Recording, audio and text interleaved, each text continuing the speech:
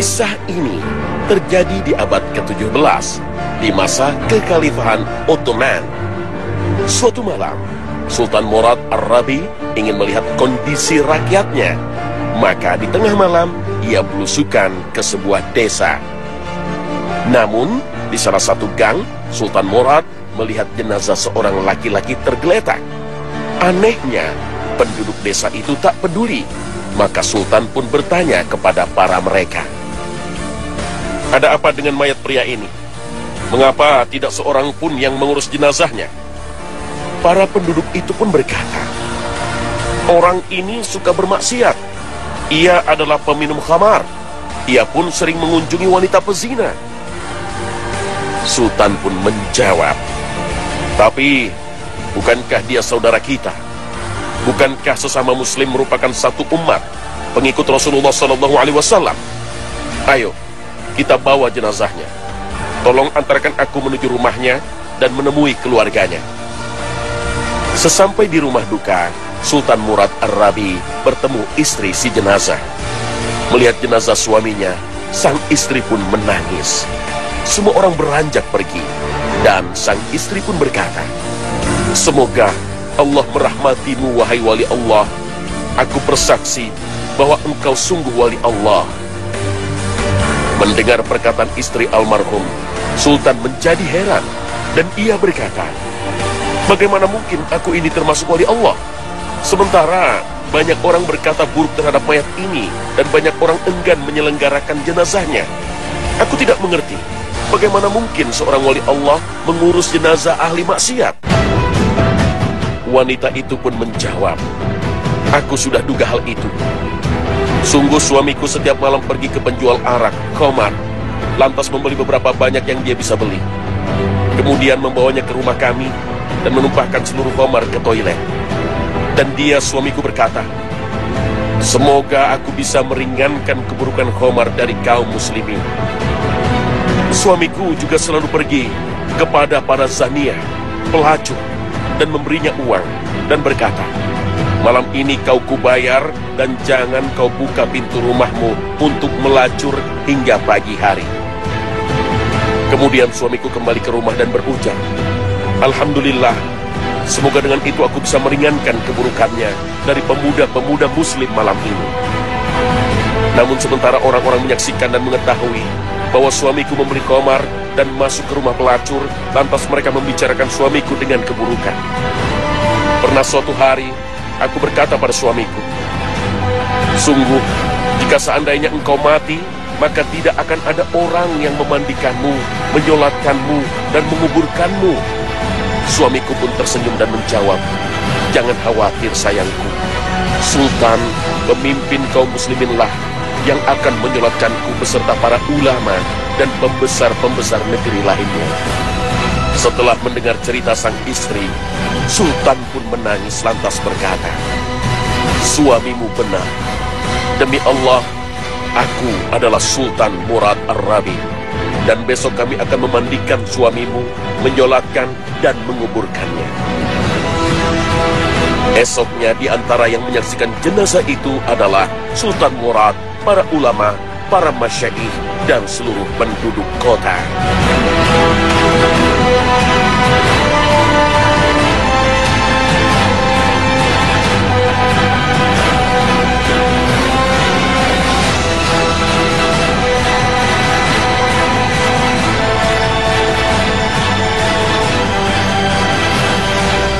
Assalamualaikum warahmatullahi wabarakatuh. Selamat pagi pemirsa. Khazanah Ensiklopedia Islam Dunia kembali hadir untuk saling berwasiat dalam kebajikan. Semoga Allah Subhanahu wa Ta'ala senantiasa menjaga kita dalam amal baik dan kita dijauhkan dari amal yang sia-sia. Pemirsa, khamar adalah sebuah cairan memabukkan, dan Allah Ta'ala, Rabb yang Maha Pengatur lagi Maha Kuasa, telah melarang hambanya yang beriman untuk meminumnya. Hai orang-orang yang beriman, sesungguhnya meminum khamar, berjudi, berkorban untuk berhala, mengundi nasib dengan anak panah, adalah termasuk perbuatan syaitan. Maka jauhilah perbuatan-perbuatan itu agar kamu mendapat keberuntungan. Al-Quran Surah Al-Ma'idah ayat 90. Pemirsa, ayat ini turun terkait dengan kondisi para kabilah di Jazirah Arab yang masih jahil. Pria-pria pemimpin kabilah biasa meminum khamar hingga mabuk. Saat mabuk, mereka kehilangan kontrol diri, sehingga secara tidak sadar mereka bercanda hingga melebihi batas, berjudi dan berzina. Saat pengaruh khamar hilang, mereka tersadar bahwa perbuatan yang melewati batas itu mempermalukan diri mereka. Rupanya, efek mabuk dari khamar ini masih saja terjadi hingga sekarang. Ketika sekelompok orang mabuk, maka kesadaran sangat rendah dan cenderung memalukan dirinya sendiri. Bahkan, perkelahian antar kelompok, RT, RW, atau sekolahan sering terjadi karena akibat alkohol. Sesungguhnya setan itu bermaksud hendak menimbulkan permusuhan dan kebencian di antara kamu lantaran meminum khamar dan berjudi itu, dan menghalangi kamu dari mengingat Allah dan sembahyang. Maka berhentilah kamu dari mengerjakan pekerjaan itu. Al-Quran Surah Al-Ma'idah ayat 91. Selanjutnya, orang yang mabuk akan sangat jauh dari mengingat Allah. Bahkan dengan tegas, Allah memberikan larangan bagi setiap orang yang meminum alkohol. Hai orang-orang yang beriman, janganlah kamu sholat sedang kamu dalam keadaan mabuk, sehingga kamu mengerti apa yang kamu ucapkan. Al-Quran Surah An-Nisa ayat 43. Itulah ayat yang menjadi landasan dalam syariat Islam, bahwa Allah Subhanahu wa Ta'ala tidak akan menerima sholat seseorang yang meminum alkohol, walaupun hanya setetes. Khamar itu induk segala keburukan. Barang siapa yang meminumnya, maka Allah tidak akan menerima sholatnya selama 40 hari. Dan barang siapa yang mati di mana khamar itu ada dalam perutnya, maka ia mati dalam keadaan jahiliyah. Hadits riwayat Al-Tabarani.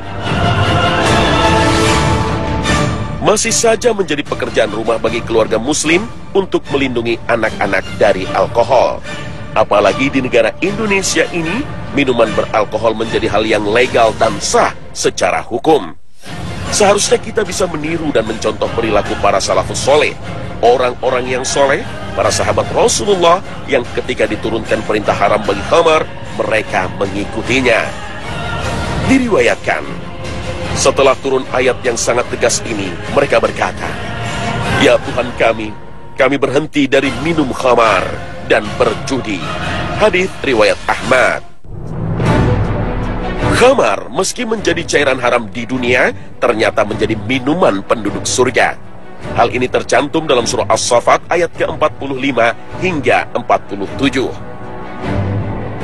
Diedarkan kepada mereka gelas yang berisi khamar dari sungai yang mengalir, warnanya putih bersih, sedap rasanya bagi orang-orang yang minum. Tidak ada dalam khamar itu alkohol, dan mereka tiada mabuk karenanya.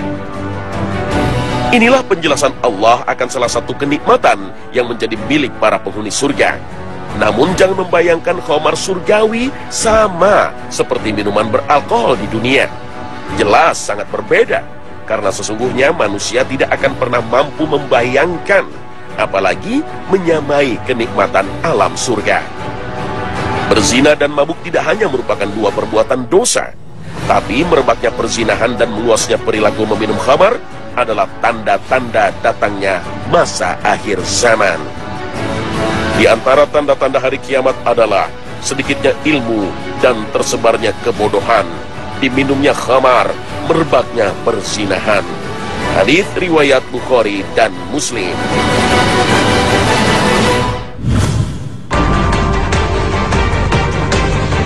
Dalam hadits riwayat Bukhari dan Muslim, Rasulullah SAW bersabda, "Ada 3 orang dari golongan orang-orang sebelummu sama berangkat bepergian, sehingga terpaksalah untuk menempati sebuah gua guna bermalam. Kemudian mereka pun memasukinya. Tiba-tiba jatuhlah sebuah batu besar dari gunung, lalu menutup gua itu atas mereka. Mereka berkata, bahwasanya tidak ada yang dapat menyelamatkan engkau semua dari batu besar ini, melainkan jikalau engkau semua berdoa kepada Allah Ta'ala dengan menyebutkan perbuatanmu yang baik-baik. Seorang dari mereka itu berkata, Ya Allah, saya mempunyai 2 orang tua yang sudah tua renta serta lanjut usianya, dan saya tidak pernah memberi minum kepada siapapun sebelum keduanya minum, baik kepada keluarga ataupun hamba sahaya. Kemudian pada suatu hari, amat jauhlah saya mencari daun-daunan untuk makanan ternak. Saya belum lagi pulang pada kedua orang tua itu sampai mereka tertidur. Selanjutnya saya pun terus memerah minuman untuk keduanya, dan keduanya saya temui telah tidur. Saya enggan untuk membangunkan mereka atau memberikan minuman kepada seseorang sebelum keduanya, baik pada keluarga atau hamba sahaya. Seterusnya saya tetap dalam keadaan menantikan mereka bangun, terus-menerus, dan gelas itu tetap pula di tangan saya, sehingga fajar pun menyingsinglah. Anak-anak kecil sama menangis karena kelaparan, dan mereka ini ada di dekat kedua kaki saya. Selanjutnya setelah keduanya bangun, lalu mereka minum minumannya. Ya Allah, jikalau saya mengerjakan yang sedemikian itu dengan niat benar-benar mengharapkan keridhaan-Mu, maka lapangkanlah kesukaran yang sedang kita hadapi dari batu besar yang menutup ini. Batu besar itu tiba-tiba membuka sedikit, tetapi mereka belum lagi dapat keluar dari gua. Orang yang lain berkata, Ya Allah, sesungguhnya saya mempunyai seorang sepupu wanita yang merupakan orang yang tercinta bagiku dari sekalian manusia. Saya mencintainya sebagai kecintaan orang-orang lelaki yang amat sangat kepada wanita. Kemudian saya menginginkan dirinya, tetapi ia menolak kehendakku itu. Sehingga pada suatu tahun ia memperoleh kesukaran. Dia pun mendatangi tempatku, lalu saya memberikan 120 dinar padanya, dengan syarat ia suka menyendiri antara tubuhnya dan antara tubuhku. Ia berjanji sedemikian itu. Setelah saya dapat duduk di antara kedua kakinya, sepupuku itu lalu berkata, Takutlah engkau pada Allah, dan jangan melenyapkan kegadisanku ini, melainkan dengan haknya, yakni dengan perkawinan yang sah. Lalu saya pun meninggalkannya, sedangkan ia adalah yang amat tercinta bagiku dari seluruh manusia, dan emas yang saya berikan itu, saya biarkan dimilikinya. Ya Allah, jikalau saya mengerjakan yang sedemikian itu dengan niat untuk mengharapkan keridhaan-Mu, maka lapangkanlah kesukaran yang sedang kita hadapi ini. Batu besar itu kemudian membuka lagi, hanya saja mereka masih juga belum dapat keluar dari dalamnya. Orang yang ketiga lalu berkata, Ya Allah, saya mengupah beberapa kaum buruh dan semuanya telah kuberikan upahnya masing-masing, kecuali seorang lelaki. Ia meninggalkan upahnya dan terus pergi. Upahnya itu saya perkembangkan sehingga bertambah banyaklah hartanya tadi. Sesudah beberapa waktu suatu hari, ia mendatangi saya, kemudian berkata, Hai hamba Allah, tunaikanlah sekarang upahku yang dulu itu. Saya berkata, semua yang engkau lihat ini adalah berasal dari hasil upahmu itu, baik yang berupa unta, lembu, dan kambing, dan juga hamba sahaya. Dia berkata, Hai hamba Allah, janganlah engkau memperolok-olokkan aku. Saya menjawab, Saya tidak memperolok-olokkan engkau. Kemudian orang itu pun mengambil segala yang dimilikinya, semua digiring dan tidak seekor pun yang ditinggalkan. Ya Allah, jikalau saya mengerjakan yang sedemikian ini dengan niat mengharapkan keridhaan-Mu, maka lapangkanlah kita dari kesukaran yang sedang kita hadapi ini. Batu besar itu lalu membuka lagi, dan mereka pun keluar dari gua itu.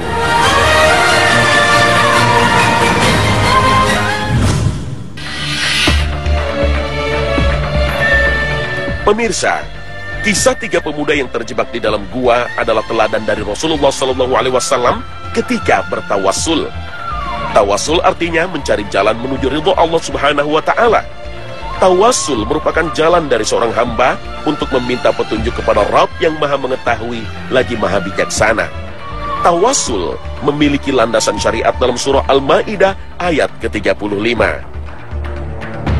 يا أيها الذين آمنوا اتقوا الله وابتغوا إليه الوسيلة وجاهدوا في سبيله لعلكم تفلحون.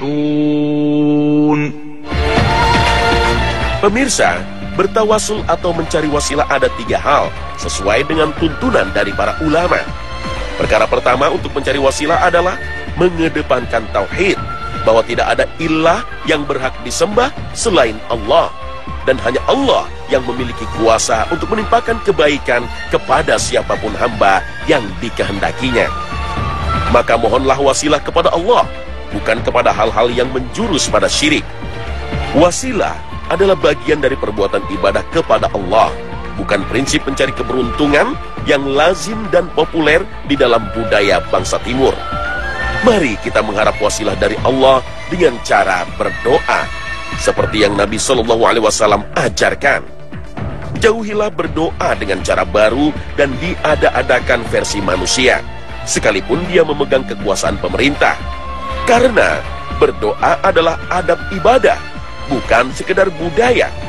Maka hanya dari Rasulullah lah cara berdoa, beribadah umat Islam yang patut dijalankan.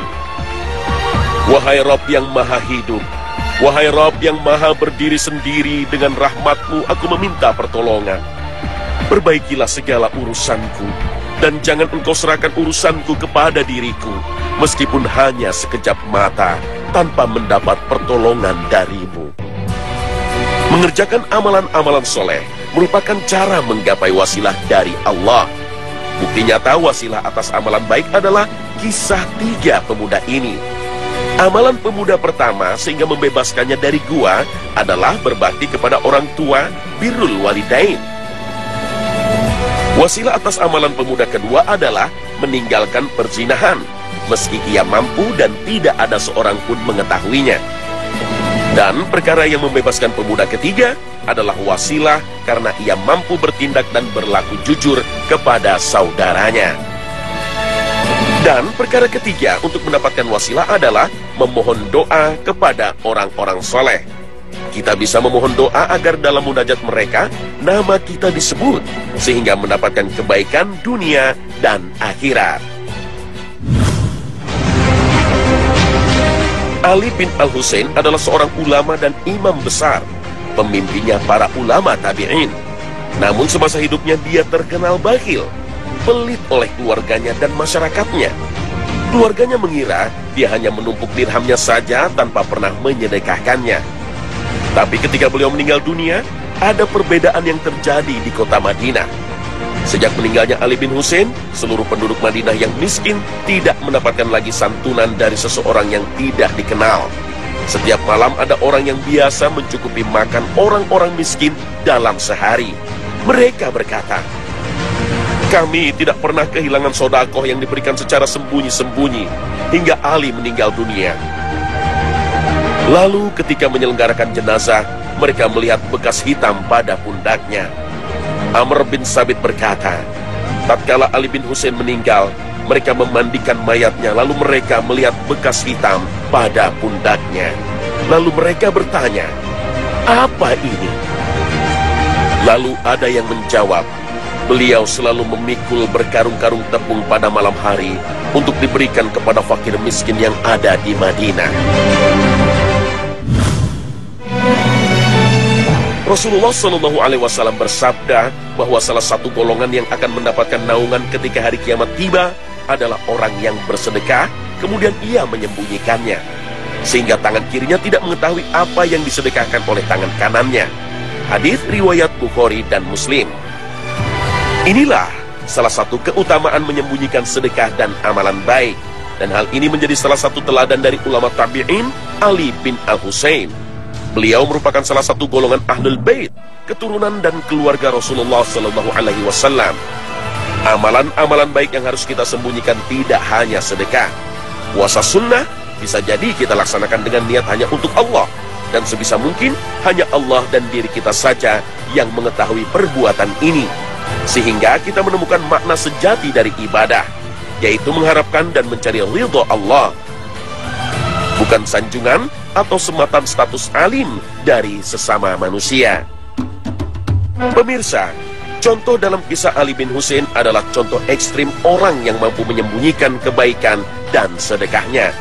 Beliau mampu bersedekah secara rahasia, sehingga penduduk Madinah di masa itu merasakan betapa murahnya hati seorang yang mampu membagikan makanan ke penduduk-penduduk miskin. Namun, mereka tidak tahu siapakah orang yang murah hati itu. Mungkin kesempurnaan amalan kita belum menyamai beliau. Namun semangat dalam kisah ini semoga bisa menjadi inspirasi untuk mencari naungan ketika hari kiamat tiba. Insya Allah.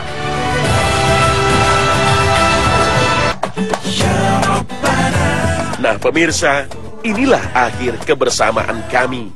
Semoga tayangan kami hari ini mampu melengkapi wawasan Islami Anda, sehingga jalan kehidupan Anda sesuai dengan prinsip Al-Quran dan Hadis menjadi semakin terang. Akhir kata, wassalamualaikum warahmatullahi wabarakatuh. Ya Rabbana.